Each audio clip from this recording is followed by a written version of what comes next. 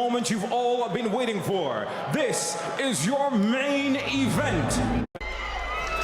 Ladies and gentlemen, first to make his way into the arena, please welcome Deion the Ghost Jumah.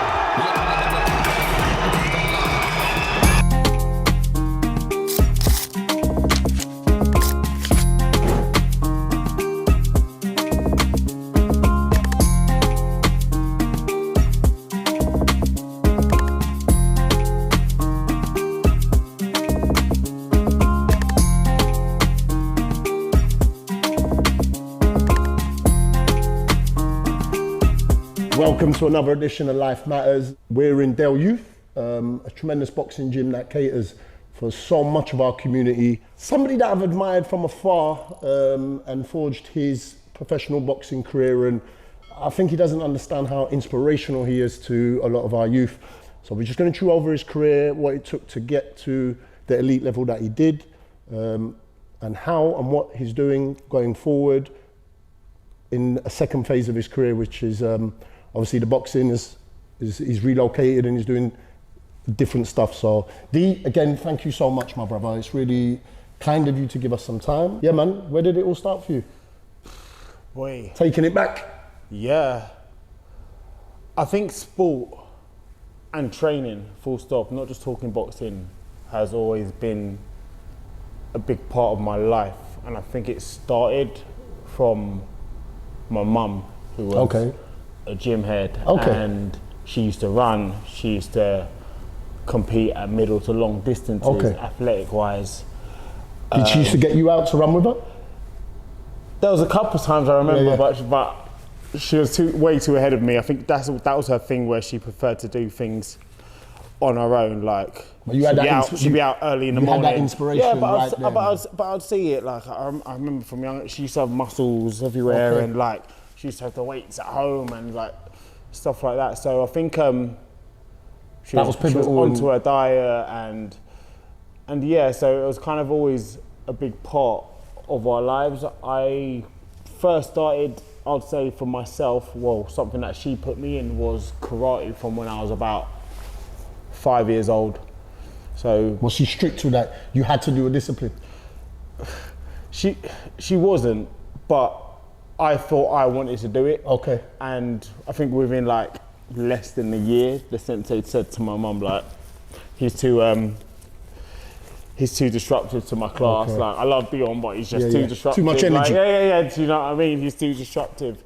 So from about 6, 7, I think I was like, my mum put me into, I think it was kickboxing at one spot, and then I moved to another spot when I was 11.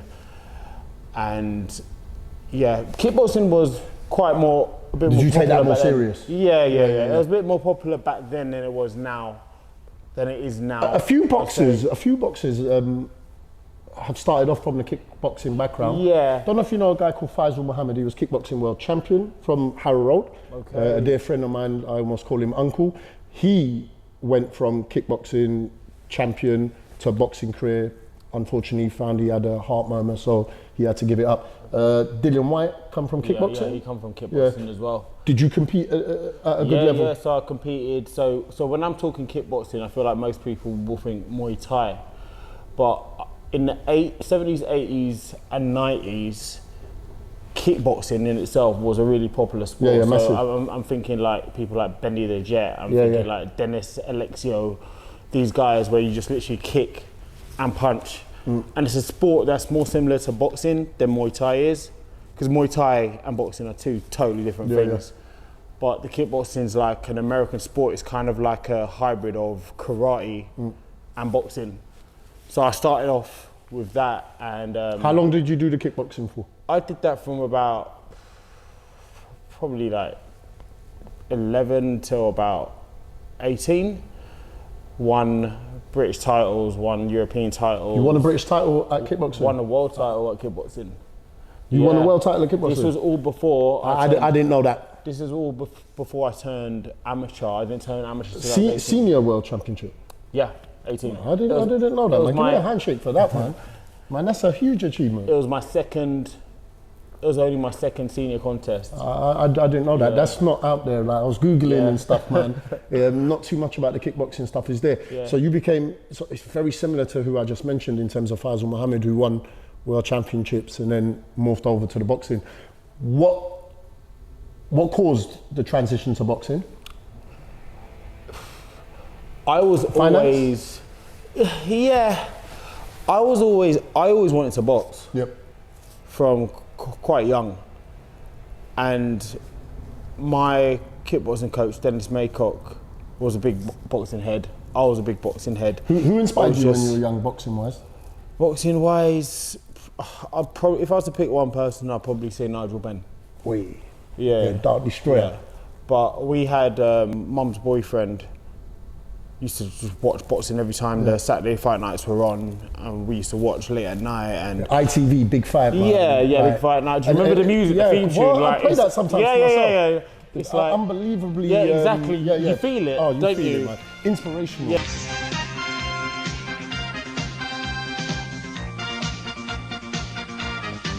I grew up like that. At that time, I think we had Nigel Benn, Chris Eubank, Naz Prince Nassim, Steve Collins. Yeah. So was that era? Yeah, that era is when I was kind of paying it attention.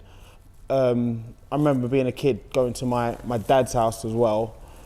He'd always be watching something. So it was a good era for boxing, like a bit similar to now. Do you know what I mean? So boxing's kind of arrived now. I'd say back in the day, it was on terrestrial TV. Yeah, ITV, man. Yeah, Saturday night. So inspirational. Yeah, so but whenever I saw it, I always thought, like, I can do that. Yeah. Do you know what I mean? Like I always thought I could do that, and from that age, about 11, 12, I knew I wanted to box. When did you start training boxing specific? To be honest, I used to cycle down. I must have been about, 16. I used to cycle down from west to across the river to Fitzroy Lodge. Where's that? Fitzroy Lodge is in Lambeth. Okay. Lambeth. Well, you used to do that independently by yourself? Yeah, I used to do it by myself. What inspired you to do that? I had a friend who just talked to me about this wicked boxing gym and the feel of it and this, that and the other, and I used to be And you didn't have parents on your case telling you need to go down there? Just one morning I just got up and thought I'll go. Yeah. It was open on a Saturday morning. I'll go down there, and I just remember seeing the way everyone moves on the bag and how it's totally different from kickboxing, and I was thinking, all of a sudden I felt like, I'm not that good anymore. Do you know what I mean? But there used to be this heavyweight guy, this big Jamaican guy. I don't know who he is like at all. I don't know if he boxed or he was just there to train. And he always used to be like, come in me, do a few rounds with me. So I'd just come in, no head guard, no nothing, and I'd go at him. And I'll do pretty well, but he used to turn me and he'd have all the moves. Old man you. Do you know what I mean? Yeah. And every single time I went, he used to go and try give me a beating. You think he was testing you? Yeah, but every time I used to get closer, I used to get better, I used to get better. He's dragging you along. Yeah. That's what he's doing. And anyway, still left boxing for a while. We're still kickboxing. We're still fighting, competing, winning. Won that world title about, I think it was about 19. Yep. Won the world title, but got injured in the fight. So what ended up happening, I injured my hand, and I was out of the game for a bit. And I just told myself, as soon as this hand heals up, I'm going to join an amateur gym. Yeah. Boxing? Yeah, an amateur boxing gym. Didn't really know what to do or who to talk to, so I called George Groves. And George Groves come from a kickboxing background as well, so we kind of trained in the same gym at kickboxing. So you knew George Groves way before? Yeah, he was trained by my kickboxing coach. Okay, small world, man. So he started in a similar way to I did, the way I did. So I called him, I was like, where do I go, what do I do? And he goes, I'll introduce you to Mickey Delaney next week if you want to come. At Dale Youth? Yeah. And that was when Dale Youth was part of the Grenfell Tower? Yeah, it was at the bottom of the Grenfell Tower. Were you attending a lot? First day I went in, it was full, got no attention from anyone, no attention from the coaches, just dirty looks from a few people. It was like it was quite traveller heavy. Like there was loads of traveller travellers in there. everyone looked good, like every single person. Do you know what I mean? Hard environment? Yeah, very, Spitting sawdust is what we call very tough. And I remember I wasn't allowed to spar, or no one asked me to spar until about 6 months in. So I was going. So they were getting you ready. That's a good thing. Yeah, exactly. And they didn't put you in the deep end. I guess like, so if you think, it was Mickey Delaney was the trainer, Peter Carson, Ernie Harris was the matchmaker, and they just don't have time to waste. Yeah. If you're going to be one of those people who comes in and goes out, like many people are, they come in, they think they want to box, and they go. But I was there for 6 solid months. Like you stuck it out. They could see I was doing my training. They could see I was fit. They could tell I knew a bit. Where does that discipline come from? Where does that motivation come from? And you think, DNA-wise, mum, the way she lived her life rubbed off on you? Oh yeah, 100%. Like my athleticism definitely comes from my mum. Like in the same ways, like she's very like. She was like a very trained to the bitter end kind of person. But that's a mindset as well. Yeah. So you took that mindset. 100%. Yeah. How old were you when you won the ABAs? First time? First time, I think I was 20 or 21. And then you won it again? And the second one, I was like 21 or 22. Yeah. The reason why I wanted to articulate what the ABAs are, man, because for me, I think that's an unbelievable achievement. I'm aware what the ABAs are in terms of fighting all over the UK. So for you to navigate different gyms, different styles, that's a great grounding, man, and a huge achievement, and another one that you can just tick off. So by that time, Dee, I want to give you your flowers. You had been a kickboxing world champion. Yeah, and a two-time ABA champion. And a two-time ABA. Yeah. The grounding that gives you to step into the pro game must have filled you with confidence? Yeah. Yeah. Yeah, a lot. Did you feel you were ready to be a pro? Yeah, I felt like I was already ages ago. Yeah. I actually felt like I was ready from kickboxing to go into the pros. Wasn't, but I did feel like you feel was. it. Yeah. It's a different thing whether you are or you're not, but it's about how you feel. Yeah. Right, real caveman question. Do you enjoy scrapping? Do you enjoy the fight, or is it the process of being ready? Or is it the competition? I enjoy the fight. Yeah. I don't enjoy the process of getting ready. I can see that in you a little bit. Okay. So when it's about enjoying, I always testing yourself against another human being. I always say to people, anyone who enjoys training has never trained hard enough. Yeah. Like, it is, for me, training was impossible to enjoy. Yeah. Did I do it? Yeah, I had to do it. Did you enjoy the combat? Yeah, I enjoyed the fight. I enjoyed the fight. I enjoyed the spar. I enjoyed the anticipation before the fight. I enjoyed the feeling. The juxtaposition between what you enjoy in your personality without psychoanalyzing you. We were just talking about mild-mannered individuals away from the fight. And you are a lovely soul. But there's a switch that goes when you're in the ring or you're ready to fight. Yeah. Are you conscious of that? Are you aware that, right, normally I'm quite a laid-back human being? Yeah. I don't think I've ever seen you raise your voice. I don't think I'm actually that laid back. Really? No. Okay. I think I might come across. You do like come that. across. Yeah.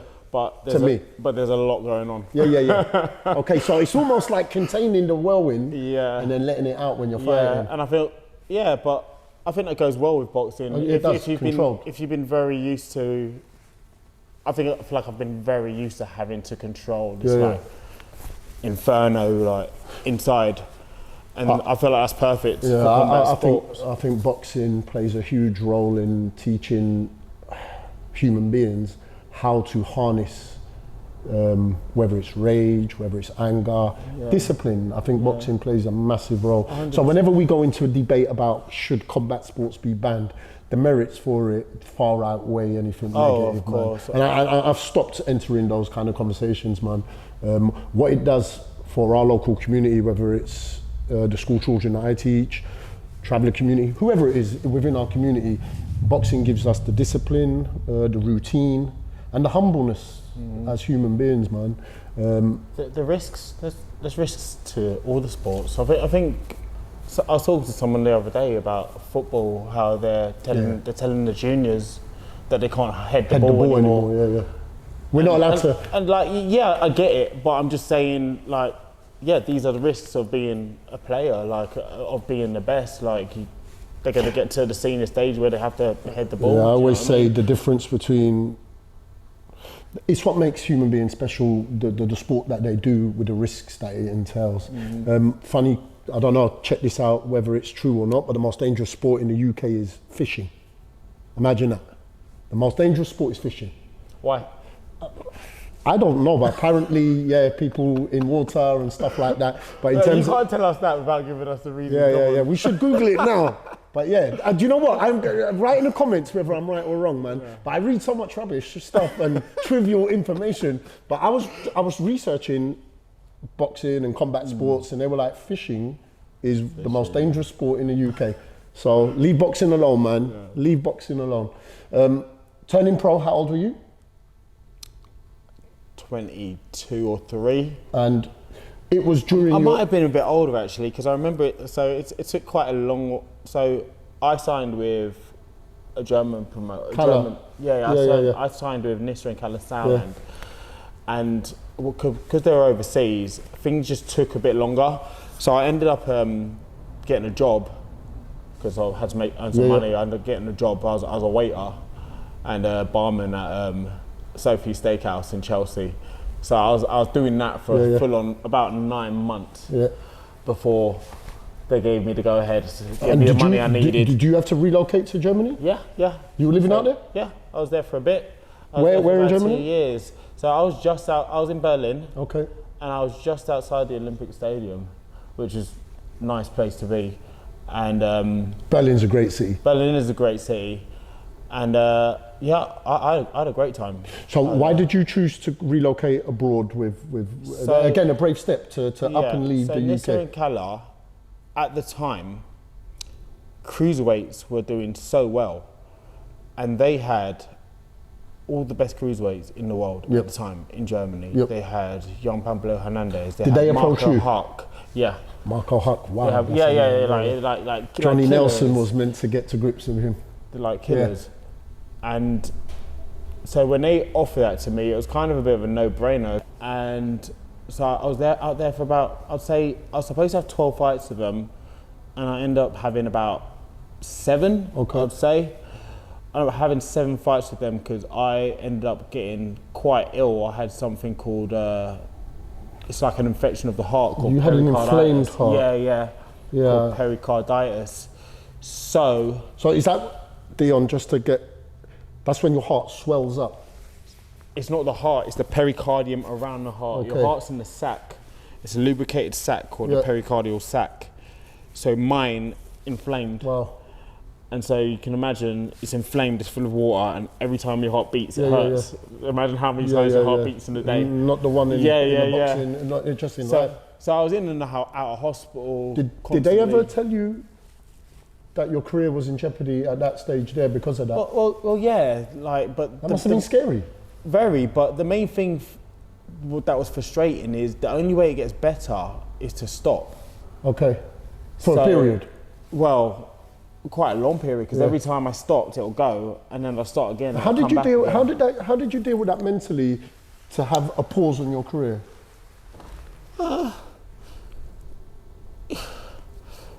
Was it just something that you had to do? No, obviously I didn't take it lightly, but you know, when that level of pain, that's the worst pain I've ever been in. Okay. So it's like obvious. Like how long did that pause your career? 2 years. Wow. Yeah, 2 years. Formative stages. Because after, I'd say the pericarditis was gone after about, I'd say 15 months. How did that feel to be told, right, you know what, you're all clear, you can really... Well, getting told it from the doctors was great, but that wasn't as important as getting told it by the board. Okay. Who needs to issue you your license back. To be able to fight. Yeah, and that's what takes time. Yeah.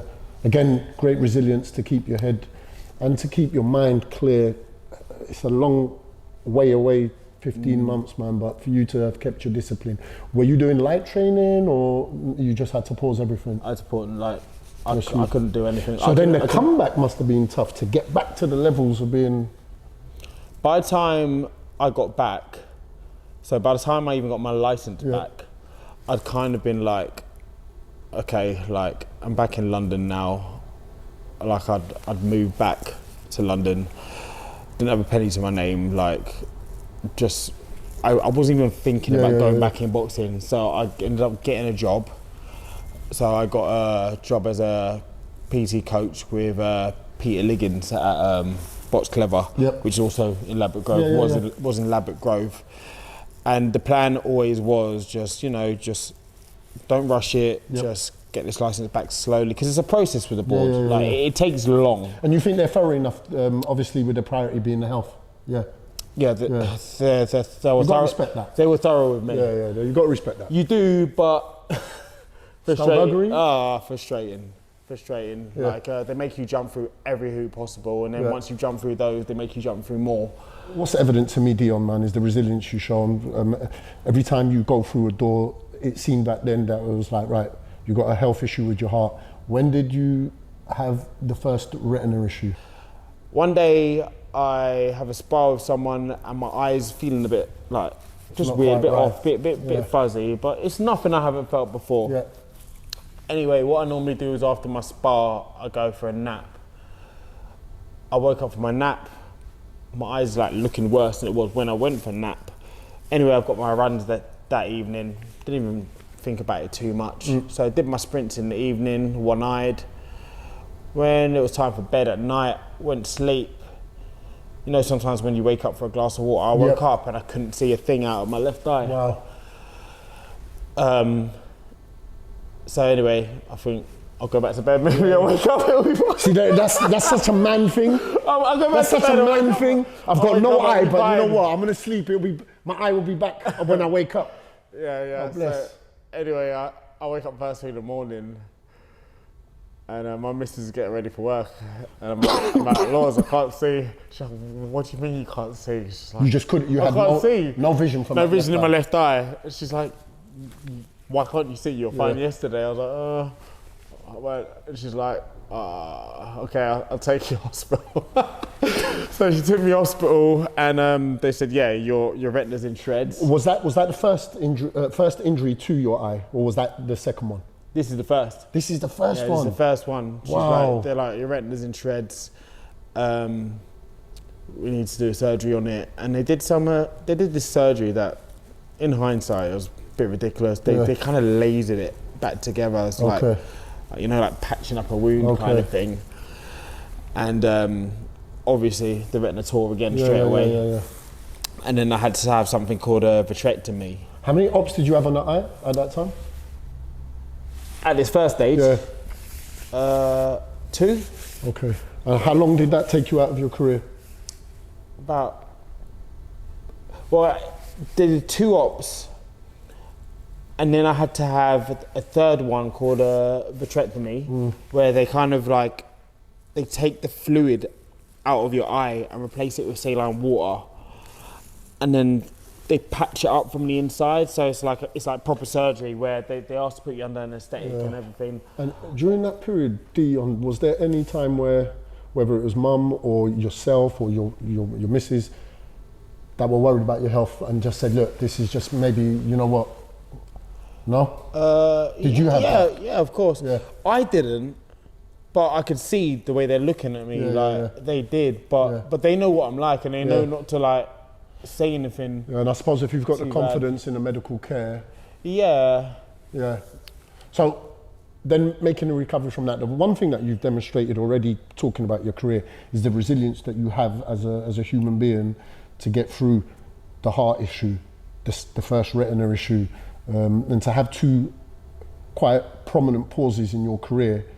I do this a lot, but I take my hat off at that stage as first and foremost, just the resilience that you showed is tremendous, man. Get your career back on track. Yeah. You get to 14-0. Yep. Southern Area champion.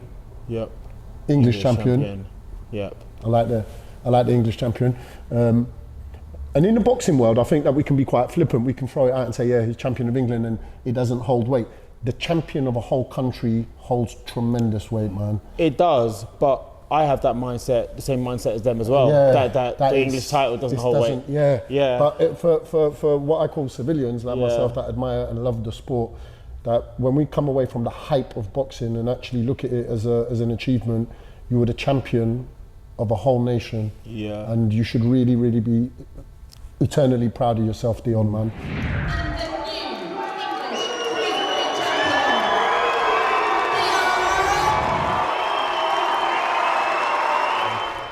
Obviously, you were on a crusade to become British champion. British champion. Commonwealth champion. So that's what I wanted. Yeah. And it was so close. I always told myself, bare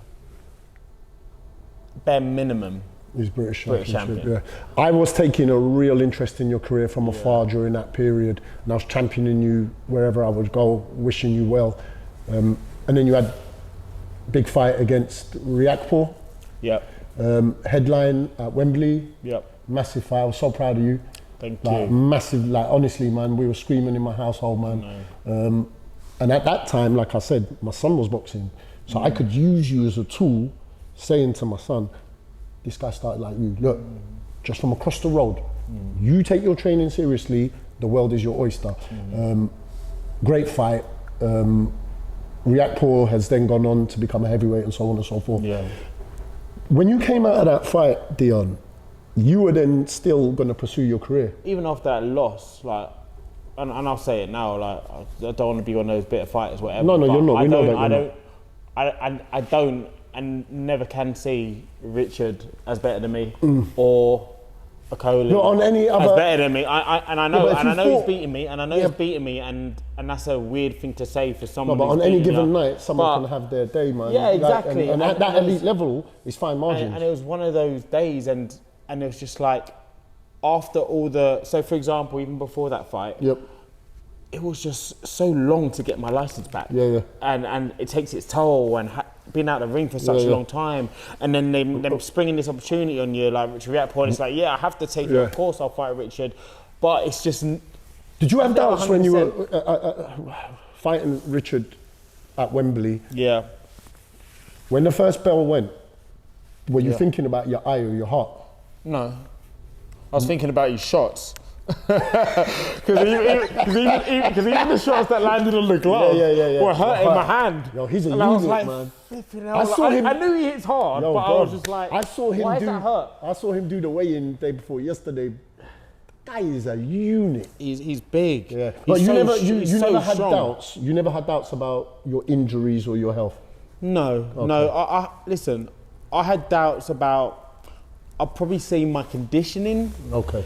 Because I've been so long out of the ring. Yeah. But my mindset was that I know I can outbox this guy on my worst day. Yeah. You're southpaw. Yeah. They find it tricky, man. But it's like the athleticism, the strength. So I was thinking like, if this guy beats me, it's going to be because he knocks me out. Yeah. It has to be. That's the way he's got to do it. I'm fascinated with how you can compartmentalize your injuries. That mindset to make sure that it doesn't play any influence in what I'm about to do now. Again, man, without blowing smoke, I think that the single-mindedness to not worry about your eye and to be unwavering in what you do, again, I take my hat off to you, man. After the Riakpo fight, you were then meant to fight Mikel Lawal. Yeah.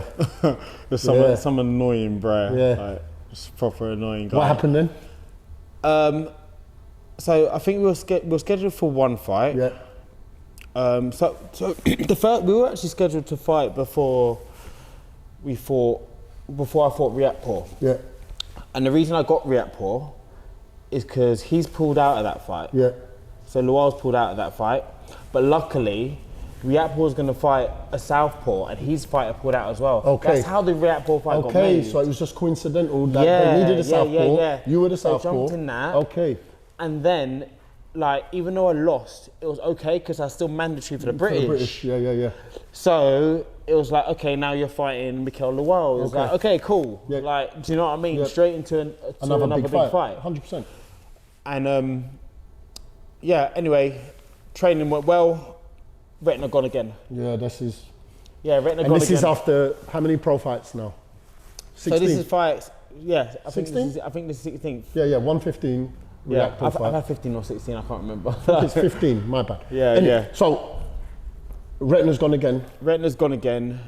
and he's talking crud online, like, oh, he's ducking me. It's like, this guy is would have been the easiest way to a British title that I've ever seen in the history of boxing. like he's terrible. Do you know what I mean? Like, and what was that advice you were given after the second retina? Advice? Yeah. By who? By medical. They're going to be like, yeah, you shouldn't box, of course, but when did it become reality or the realization? So it went again in sparring. It went, and I felt it go, and I was like, oh, it's done. Like, as in, and I'd kind of accepted it. What, in the ring? Did you know? No. It went. I never fought in a while. No, I mean in the spar. Yeah, in the spar it went, and then I just finished the spar. Yeah. It was the last round anyway. Yeah. And it was actually by some youngers. It was I don't know if you know Tino. He goes here. So I was sparring Tino and Lucas. You know these young guns. Yeah.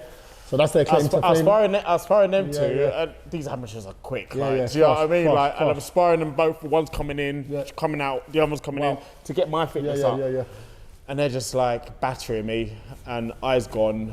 And I'm on my way home. And I'm like, it's done. So I went to hospital. Got the same operation straight away as soon as I went to the hospital. Man. And I know I tried, so I wasn't as upset as I thought I'd be. Yeah. I wasn't as upset as I was the first retina tear. Did somebody give you a definitive, you can't fight no more, or did you know inside your soul? I knew because of how hard it was to get my license back the first time, and how much the board didn't want to give it to me. Yeah. And the first time, one of the reasons I got my license, I got a really good sports solicitor on board, Stefano Genesis, who really helped me get that license. Yep. And she kind of put them in a position where they had to give it to me. Yeah. And they really didn't want to. Yep. And one of their reasons for the reason they didn't want to give it to me, they were like, it's gonna happen again, and we're liable, blah, blah, blah. Yeah. They gave it to me. Yeah. And then the next time it happened, I wasn't even gonna do you know what I mean? I wasn't even gonna go there And right, obviously in this day and age now, and I'm so glad that men's well-being and mental health is such a big thing for us. When you knew that your career, that you had worked so hard, waking up 4 a.m. jogs, sparring, everything that you had sacrificed to be the elite fighter that you were, when you had a realization that I need to stop doing this, how did that affect you?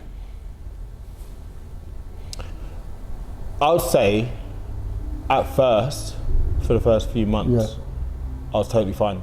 Okay. Like totally. Okay. I would say gradually it comes. Like, who am I? The realization. Yeah. Who am I without? So that's this? so interesting, because that's what I read when I was doing my research, that you had a fundamental question about yourself. I've always been known, and I'm guilty of it, there's Deion the boxer. There's Deion the boxer. Everyone bumps into you, there's Deion the boxer. Yeah. Now you're not the boxer. Yeah. Who's Deion? Exactly. Yeah. I'm fascinated by how you navigated that. Tough? Still navigating it. My guy. Still navigating it. And it's not, do you know what? It's I think about this a lot. You can see it as a blessing or a curse in the way that when you're an athlete, so most people, what they do, they're a kid, they play, they go to school, they figure out what they're going to do. When they get what they're going to do, they're normally doing that all the way through for the rest of their lives, usually. Or things that relate to it at least.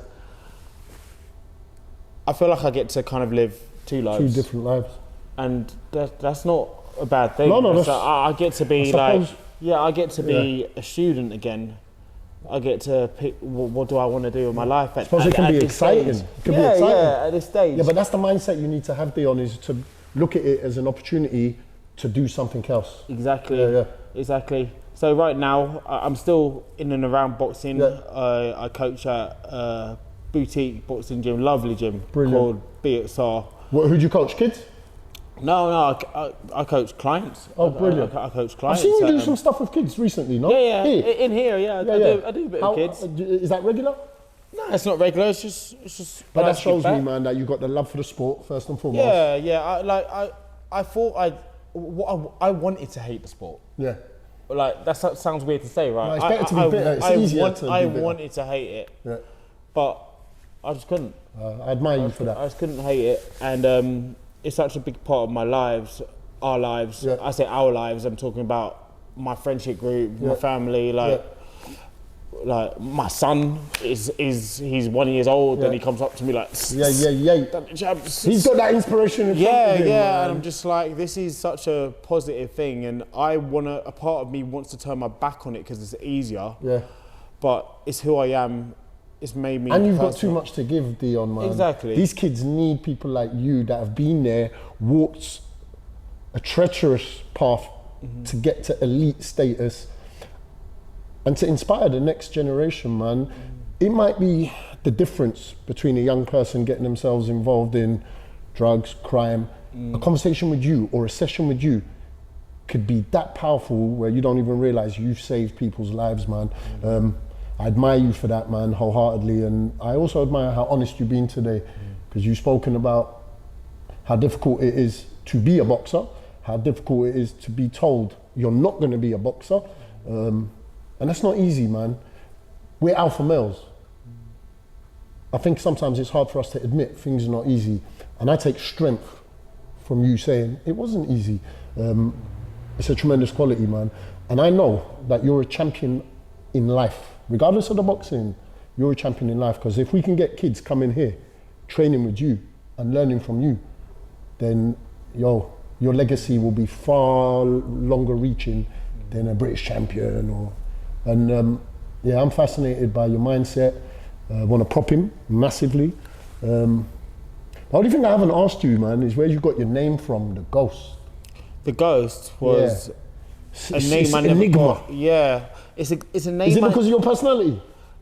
Probably. It's a name I never even got because of boxing. So I got the Ghost because when I was out with friends, like I used to just disappear and I used to backdoor it. We've all got. I can imagine you're like that. You just backdoor it. I go. Yeah, because you can't say goodbye to everyone because they'll say, "Oh, where you going?" Stay. Do you know what I mean? No, in fact, you're spot on. Yeah. It's weird that you say that because, as you know, I'm quite a talkative person, social. Yeah. I'm not very good on night outs. Yeah. And I find it overwhelming a little. So I want to backdoor it, man, if that's the right term. But it suited the way I fought because I was quite a come forward fighter, but I'd wait for you to throw and you'd miss. Yeah. And then I'd wait for you to throw again and then you'd miss. It's a great nickname. It's like fighting. It's a great name because it captures you as an enigma. Yeah, it's quite apt. But no one gave you that because of your fighting style. It was more personality. But then it just became It made sense that he's the Ghost because he's evasive. Do you know what I mean? But no, nothing to do with that at all. Where do you see yourself 5 years from now, dude? 5 years from now, still working with the kids? I think I'm always going to have that side of me that wants to give to anyone who wants to learn. I like teaching. Am I good at it? I don't know. I think the evidence is in whoever you're training with. Time will tell. And but I also do think I'm at that time where boxing is an individual sport. And I thrived in it because, call it selfish, call it whatever you want, but it's about you had the mindset. It's about it's just you on your own. And I do feel like it's time for something for me. 3 words of advice for a young person wanting to be a boxer, or any field, to be fair, but a boxer. I'd say number 1 is you have to be honest with yourself. So that can mean like the amount of people that might big you up, or the opposite, bring you down. You need to figure out what is really true. I feel like the truth will have a balance in. The truth will to get you to where you need to be. Okay. I'll say being organised is important. Okay.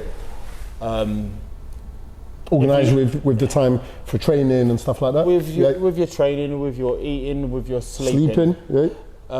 It can be hard because it's a chaotic sport, but if you've got those pillars in place, you kind of need to meet them as close as possible. Be honest with yourself, be organised. One more. And this is for the youngsters that we throw this out, because with Life Matters, we really want to inspire. I think it's important to know how far you've come. Okay, good man. So not dwelling on the past so much, but seeing where you are now to a year ago can be important. Yeah. And I feel like that's sometimes when you're driven, you can tend to think, I'm not there yet, I'm not doing enough, I'm not there yet, I'm not where I want to be, rather than thinking, hang on, 2 years ago, where were you? You were in the dirt, and look where you are now. And not being proud of yourself for that because you're too busy reaching for something that don't exist. Small steps, you know what I mean? Small steps. Yeah, I feel like you'll get whatever you're ready for. Yeah. Do you know what I mean? Yeah, I understand that massively, man. I feel like we're all chasing more all the time, whether where we're at now, where we come from, and I feel like a lot of us lose out on the pride we can actually have for ourselves because we're too busy chasing. Identifying how much you've done already, man. Yeah. But I want you to, I hope you do that. I don't do it enough, that's why I said it. But you know what, man? That's why I said I'll be honest, man. But, you had 15 fights. You English champion, Southern Area champion, world champion at kickboxing, double ABA champion. I hope you do that, man, because it's only fair that you understand how brilliant a career you had, how inspirational you are to our local community, man. So I hope you take your own advice. Yeah, I'm practicing. Yeah? I'm practicing. It's always a work in progress, man. I could speak to Deion about boxing and his resilience all the time. As always, man, I want us to big up Deion and big up the talent and the inspiration that we have within our local community. Life matters, hence why we talk to people like Deion. I don't like saying it, but please like, subscribe and comment. If he's inspired you, man, that no matter how many setbacks you get in life, there's other doors. And I like the way he put a spin on that. It's exciting to be told he couldn't maybe pursue his boxing career because now I have to do something else. Deion, love the time we spent, man. Honestly, bro. I don't want to patronize, but I'm proud, man. Big time. Join us for another episode where, again, we'll be speaking to somebody that's inspirational. Big up, Deion. Love you guys. Join us soon.